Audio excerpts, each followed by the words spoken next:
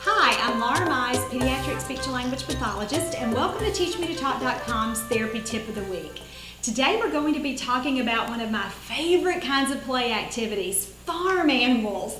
And I'm hoping that I can give you some new ideas to expand your play as you're working with toddlers and young preschoolers with language delays. For those of you who are thinking, I live in New York City or Chicago or LA, that's not really relevant for me. Let me challenge your thinking about that and talk to you about why this kind of play is still really a good idea for toddlers.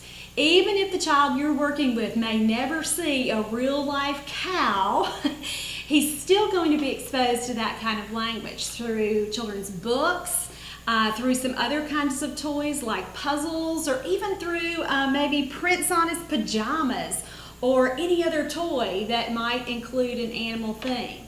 Beyond that, talking about animals and the sounds that they make and the things that they can do are really fun for young children. So we want to be sure that we're thinking about that and including this kind of vocabulary even in our early language teaching for all kinds of kids. And again, it's pretty universally appealing even if a child is not going to walk outside and see a real horse like he would if he lived where I do in Kentucky.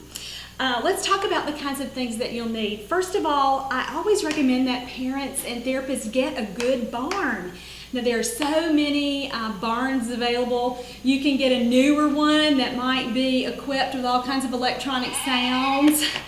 Actually, I don't really like the barns that have those kinds of sounds, especially for children who might perseverate or get stuck on pushing the button over and over and over again. And for those kinds of children, I use an old standby barn. I can't reach it to show you. That's probably 15 years old, that doesn't come with all these bells, or just take the batteries out of the one that you're using, or let them wear down and don't replace them. When a child is stuck like that on pushing buttons repetitively, he's not really processing anything else that's going on. So you'll want to limit that opportunity with this kind of toy so that he can interact with you, and so there's a social piece, and so that he is more likely to be able to process the language that you're using instead of being stuck on that repetitive motion over and over. So get yourself a good barn. I always look for, when I'm looking for a barn, lots of things for a child to do when he's playing. Again, I like to have doors that open and close, maybe a second level here. My barn has a top that opens and closes. There's also a little workshop over here and a little bed. And again, that gives us more and more options for when they're playing, and it lends itself to new vocabulary. Also gather several different types of animals. Now, I've done this job for nearly 20 years. So I have a whole collection of farm animals, and I've pulled them from all different sources, and that's okay. You don't have to have the whole little matchy-matchy Fisher-Price set for this to be fun for kids, but make sure that you have a big variety. Not only do you need them so that you can target different nouns with horse and duck and cow and chicken, but you'll also want that just to introduce variety as you're playing. As you're working on receptive language, which remember that's how a child understands and comprehends the words that he's hearing, it also gives you more opportunities to really not only teach the names of these things receptively, but have a child pay closer attention to what you're asking him to do.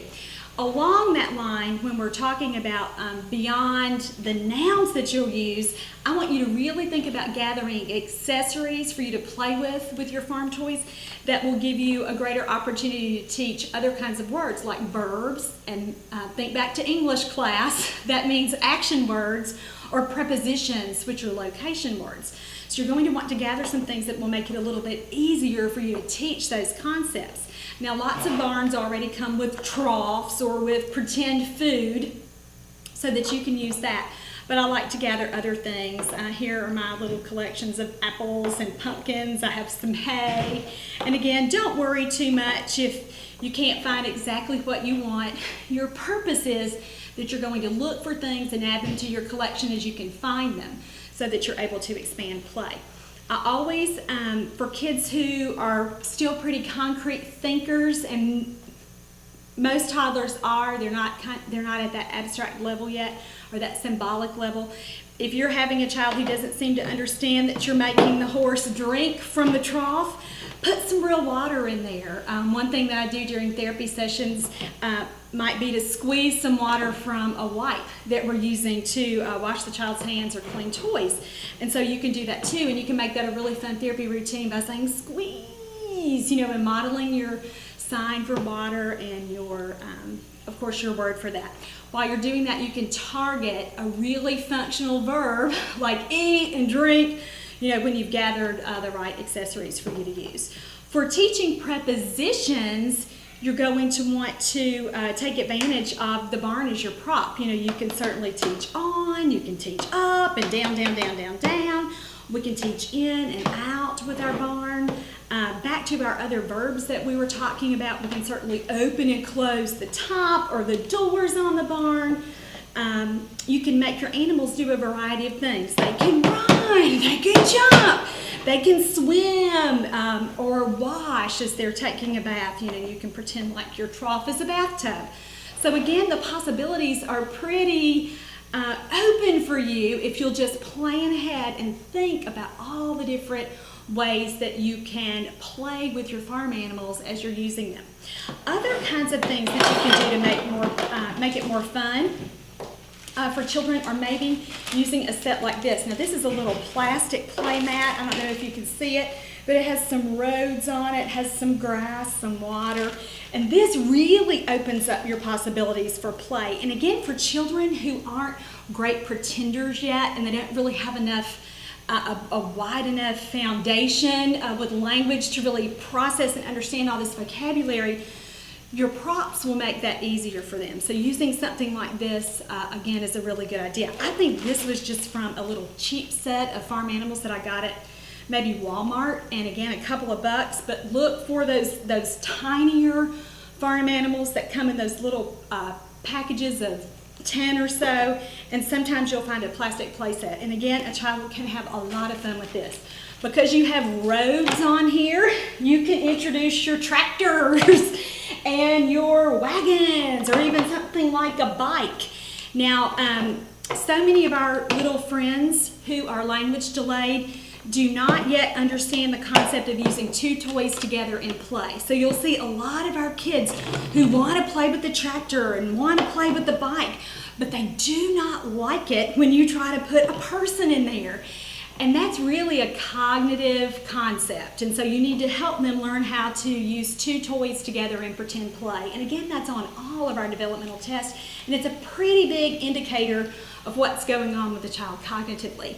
When kids can't really join a concept like this in real life with concrete materials or objects, they're not really ready to do it yet with language. So most of those children, if you'll think about it, if they're talking already, they're still at the single word level. So you've got to help them make that jump so that they can begin to understand two kinds of concepts together, whether that be following a two-step direction or whether that be expressively combining two words together to make a phrase. So it's a really important cognitive concept, and you want to look for ways to challenge a child cognitively in play and help him bump on up to that next level.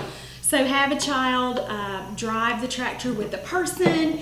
You could also do that with hooking wagons or trailers on. I like, again, this is from a little cheap set of animals. It's got the little wagons, but boy, what fun do our little friends have doing this.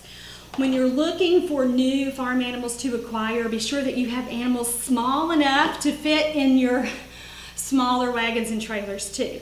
If you don't have small animals and you're thinking, what in the world can I have him put in that trailer so that he can get to that next cognitive level? One thing that you could do is, boy, this is getting crowded. One thing you could do is introduce some sensory play. Now, I've done some other therapy tips of the week, and we talked about sensory boxes and what those are.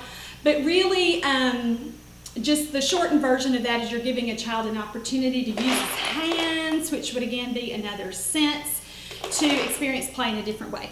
So if you have a sensory box with some beans or some pasta or some sand or some dirt, some real live dirt, this would be a good way to also expand your farm animals with that kind of play. And then you could put the beans or whatever you're using for that kind of play and dig and load your trailers and wagons and all those kinds of things. And that would be a ton of fun for kids. So again, another way to expand your play with farm animals. I want to talk to you too about other related activities that you can use. You know, it's so important that we introduce new vocabulary, but that we don't limit it to one context. And remember at the beginning I was talking to you about other options and other things that you could do with farm animals that certainly toy manufacturers have already figured out for us. Lots and lots of our wooden puzzles that are for very young children have a farm animal theme. So after you've played with your barn and you've introduced new vocabulary, carry that over. Help a child generalize by using another set of materials with the same set of vocabulary. Now again, even if you were working on beyond nouns with children, with farm animals, you can still have their puzzle pieces do the same kinds of verbs or the same kinds of, use the same kinds of prepositions that you were using when you were playing with your toys in the barn with your puzzles. You can have the horse run. You can have the horse kiss the cow. You can have the horse hide. You can have the horse climb. You can do all kinds of things like that. So generalize and help a child generalize beyond just the nouns or the names of things that you're using with your farm animals. One other kind of activity that children will need farm vocabulary for, animal vocabulary, are when they're looking at books. And this is a great little book by Sandra Boynton. I'm sure you've heard it, Moo Ba La La La. For our kids who like books that maybe aren't great players, this is a great way to help them make that transition. And so you could use a beloved book like this, help them match the animals, you match the real object, and then maybe act it out or use it as sort of your base for play. And again, some children will need to generalize labels and words that they use in one specific context, like with a favorite book, but then you never hear that word or never see any indication that they understand or process that word outside of the context of their book. So you need to help those kids get that language into real life. And again, toys are a wonderful way to do that. There are some children who go the other way. You'll hear the words, or they'll have a pretty good, demonstrate some pretty good comprehension is when you're playing with toys, but then lose it when they get to books. They're not really ready for books yet. And again, you can use it the other way. You can use your real actions and your real toys and then transition that to the book. And so, you know, you're playing with the cow and you're saying, oh, look, let me show you, see? Cow, cow. And really talk about it in that way. So wanted to mention that. One last thing that I wanted to talk about when you are working on even higher level language concepts like size, and we talked about this a second ago with being sure that you have enough small animals to fit in those wagons and trailers. You know, be sure that you're thinking about that when you're purchasing your toys or looking for new things to add to your collections. Children, especially toddlers, love talking about animals with the daddy cow and the mommy cow and the baby cow. And again, that's a way to talk about it with a two-word phrase if you're working on that, but it's also a great way to introduce size and to work on concepts like big and little when you're teaching that in play. So don't forget about that as well. One more idea for prepositions: get yourself some fence pieces. And if you have worked on in and out with the barn and with the tractor, another fun way to work on that is building little pens for your animals, and you can do a ton of fun stuff with that. And you're able to carry over your verbs too, with open and close, with push or knock it down. And again, just a big variety of vocabulary can be targeted with one basic theme with farm animals. I hope I've given you some new ideas today. If you need other more concrete references, let me talk to you about building verbal imitation in Toddlers.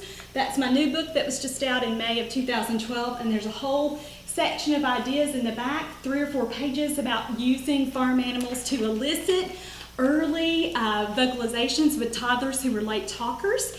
And there are also some excellent ideas for targeting receptive language using farm animals on my DVD, Teach Me to Listen and Obey Too. All right, that's all for this week. Thank you so much for joining me for TeachMeToTalk.com's Therapy Tip of the Week.